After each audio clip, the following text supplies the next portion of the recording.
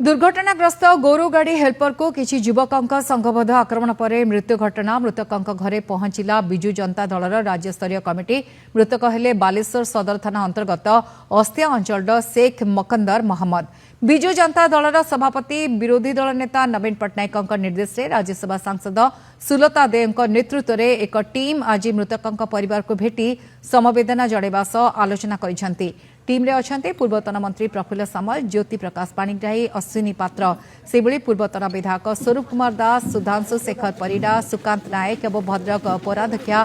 गुलमल्लिक हबीब नवीन पट्टनायक राजनीति करती नहीं लोकनीति करती 4.5 कोटी ओडिया आम परिवार बोली कहते धर्मनिरपेक्ष राष्ट्र रे मणिसत्व को आमे सम्मान देउ डबल इंजिन सरकार ओडिशार गति एबे कुआडे बोली प्रश्न करे बीजेपी उपरे बर्षिछि बीजेडी आईन को जो माने हाथ को नैछन्ते सेमान को कठोर दंड दिया जाऊ सामाजिक संहति रक्षा पई अभियुक्तों को गिरफ्तारी जरूरी मृतकों परिवार भयभीत अवस्था अछन्ते एने पूर्वांचल डीआईजी को बीजेडी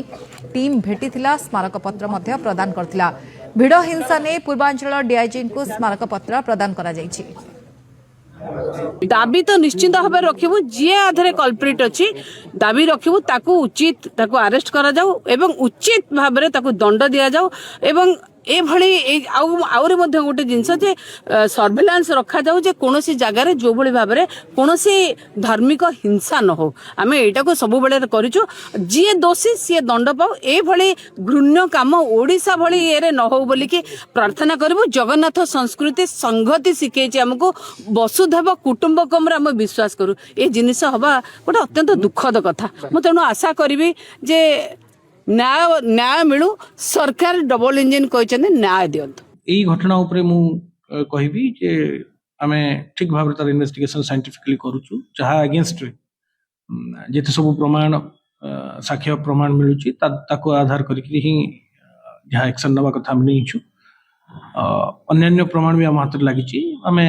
एसर्टेन करबु के को माने ताजरे संश्लिष्ट थिले समस्त विरोध रे जहा आईनगत कार्यानुष्ठान ग्रहण करा जिवो संगे संगे आम सतर्क अच्छु ए प्रकार जमी घटनार पुनरावृत्ति न हुए एवं भायोलेंस हिंसा जमी न हुए प्रति आम यथेष्ट यत्नवान अच्छु।